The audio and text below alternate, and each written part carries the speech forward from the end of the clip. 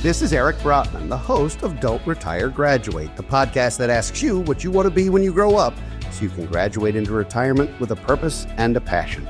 Welcome to our Diary of a Financial Advisor segment, where we interview financial advisors about their professional journeys and their passion for helping others succeed. Today, I'm pleased to be joined by BFG's own Cody Niedermeier. Cody, welcome to Diary of a Financial Advisor. Eric, it's an honor to be here. So I need you to introduce yourself to our audience first and foremost, a little bit about you and a little bit about how you got to BFG, and then we'll talk a little bit about our topic today, which is planning for a family. Yeah. So the short and sweet version of this, Eric, is you actually got me to BFG, and it was through a neighbor. So conversations just using the network that I had, I got an introduction to Eric, and we had a phone call where I believe the first thing you told me was, we're not hiring. And you gave me an introduction to the industry, which I appreciate. And from there, we were able to have another conversation, because I think once we got off the call, you said, you know what? Come on into the office. Let me show you around a little bit. So you're saying I should have stuck to my guns and said, we're not hiring. I am saying that's 6 That's years what later happened. now. 6 years later. You made a mistake, but here we are. Good. It's good stuff. And so now you've been with BFG 6 years. You have a significant number of clients for whom you are the relationship manager. You're doing business development. You're involved with so many of the different committees of the firm. You're a key member of the team. What do you love about what you do? I love that every day when I get up and get into the office, I get the opportunity to help people. I get the opportunity to provide services to people that weren't available to my family when I was growing up.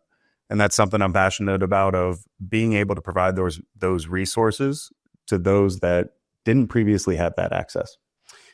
So today's topic for the diary entry is planning for a family, which is apropos based on the fact that you and your bride are expecting your first. Yes, we are. And it's different sitting on this side of the table. Yeah, well, first and foremost, congratulations. Thank you. And secondly, I'm not going to ask you if you're ready, because no one's ever actually ready for that. Absolutely. But planning for a family is something that young couples need to think about. Is this something they want to do? Do you want to have children? Do you not want to have children?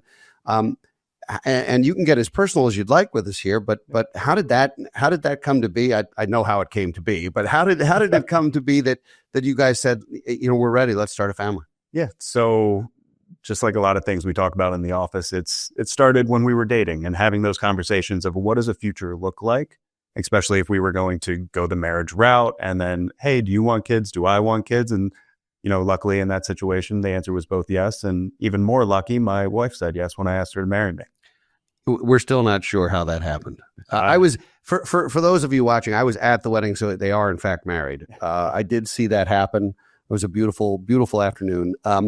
So you're expecting your first. That means making changes to the house. That means making changes to the budget. That means making changes to lifestyle and certain commitments and certain habits. And a lot's going to change. And of course, you don't really know what you don't know yet, because this little package has not yet arrived. But how are you preparing yourselves? Let's start with financially. How are you preparing yourselves financially for what's coming next? Because it is expensive to have children. Well, financially in our family I have a breakdown of what a nursery should cost, and I've been to Target 3 times this week. So we're not sticking to that plan by any means. Mm-hmm. But a lot of the conversations, especially initially when we found out we were pregnant, were around the fact of, hey, what does daycare look like? That was the first thing that popped in our minds of, how do our schedules change as both full-time working individuals and adjusting to what life looks like moving forward? So we've been having a lot of conversations around, my wife Nellie, she is a nurse, of adjusting her schedule from dropping some hours, still being full-time, but being able to drop those hours, and then looking at our different resources of, hey, what does daycare look like? And I think 99% of the people listening to this are going to say it's too dang expensive, and I agree. Well, if you're going to spend money on something, spending money on your child, I think you'll find is both rewarding and sometimes shocking. Yeah. Tuition comes down the pike. I mean, you're going to be thinking about college before you're even, learning how to diaper. It's one of those things. And as a financial advisor, we think about the financial impact of children, which is one of the reasons why my wife and I only have one, is because we think about it. We know what that looks like. Now, in terms of logistics, you said you've been to Target a bunch. you have to make the house sort of kid ready. What does that look like in your household? Because we did it almost 15 years ago. So things have changed a little since then. So what did that look like for you guys? I would go on a limb and say things have changed a lot since you were getting into this business. But it's definitely a lot of research, a lot of forwarded messages and articles from friends and family, because everybody has an opinion. Oh, yeah. But most importantly, having conversations with my wife of what we want it to look like. So within those trips to Target, instead of the sharp corner coffee table, we're looking at rounded corners or getting things to help lock up the cabinets that are reachable on the ground. And we will have some time prior to the baby moving around a little bit, but we're trying to be proactive in our approach and making sure the house is a safe place, not only for them, but for me. Yeah. So there's you'll have, if you have stairs at home, you'll have baby gate. Absolutely. Of course. I can tell you that I did at least once trip over said baby gate and slam onto the floor, which gave my wife a great scare because she thought it was our daughter. Mm-hmm. And when she found out it was me, it was perfectly fine. That's true. Yes. At least it was me. So you're going to baby proof the house a little bit. You're going to begin to make some changes. Have you guys thought about, and I know that's it's really premature because you don't know what kind of learner your kid might be, but have you thought about how education and healthcare both, which become big expenses, daycare, healthcare, and education are sort of the three big ones. Yeah. Have you thought about how you want to handle that? Are you in an area where public school is an option? Are you looking at private school options? What does that look like for you guys? Right now, everything's on the table. We definitely have some influence in our office to a couple private schools. We have had friends and we've had some family go through homeschooling, and what does that look like? Mm-hmm. And again, to build on the daycare side of things, I'm lucky enough to be in a situation where my mother-in-law is considering, and I believe proceeding with the move to be around to help us out on both fronts, which I think we are greatly blessed to be in that situation because not everybody is. And then there's still public school opportunity too. So I think we're weighing all of our options. And again, luckily we have some time, but we definitely have our whiteboard on the wall with the pros and cons of each.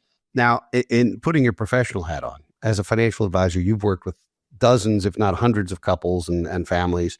And you've worked with folks who have been surprised with twins or triplets because that happens. I think you've already ruled that out, right? Yes. First question. Yeah. First question is there just one? But you've seen those kinds of surprises. There certainly are other medical surprises. Some are not great. And obviously we don't want to think about that today. But at the end of the day, there are challenges that come across that may affect the folks you represent.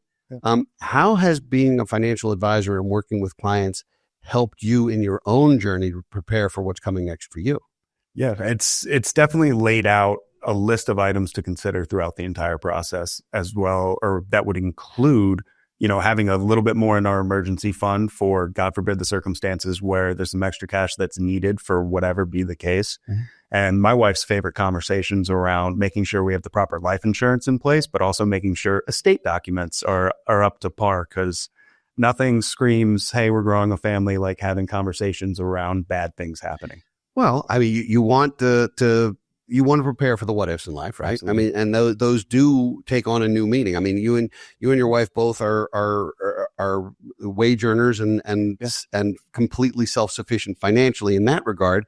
But once you throw a child into the mix, being a single parent in the event of a tragedy is obviously a different animal.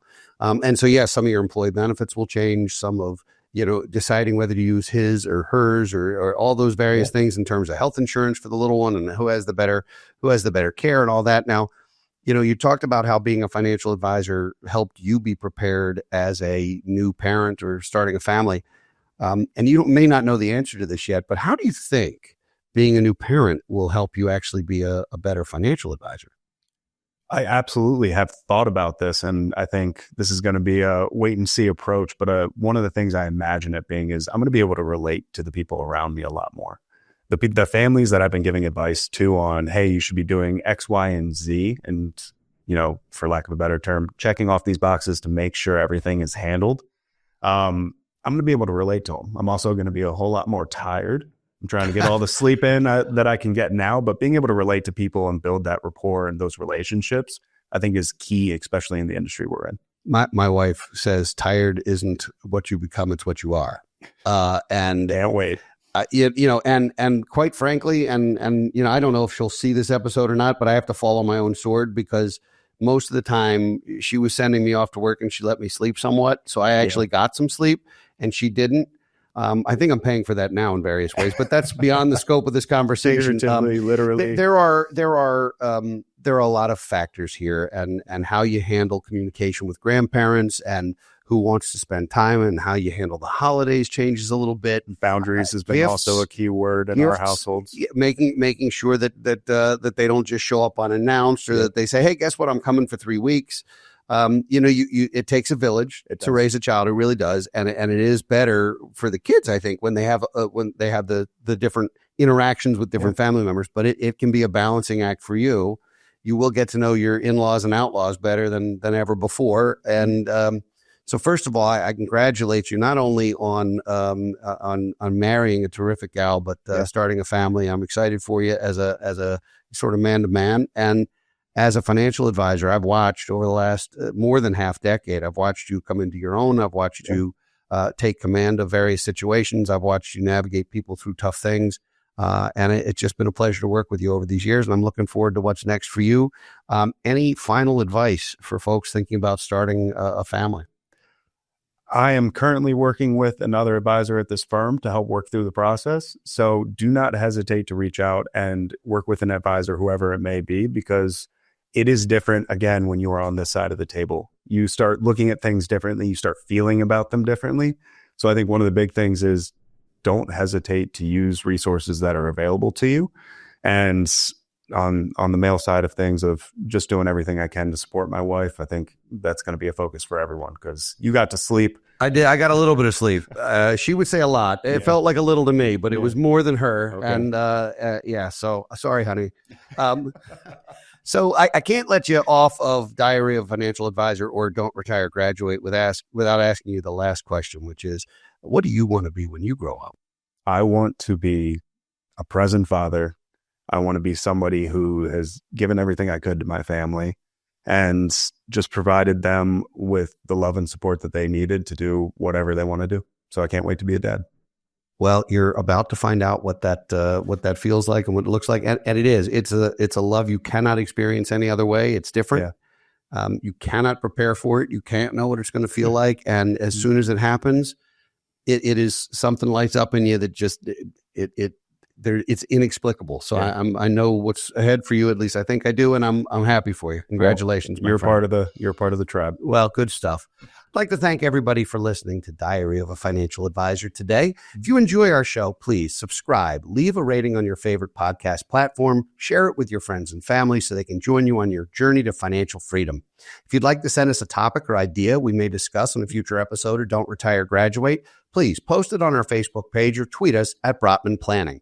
We'll be back next week with another engaging guest, and in 2 weeks with our next entry in Diary of a Financial Advisor. For now, this is your host, Eric Brotman, reminding you, don't retire, graduate. Securities offered through Kestra Investment Services, LLC, Kestra IS, member FINRA SIPC. Investment advisory services offered through Kestra Advisory Services, LLC, Kestra AS, an affiliate of Kestra IS. Kestra IS or Kestra AS are not affiliated with Brotman Financial or any other entity discussed.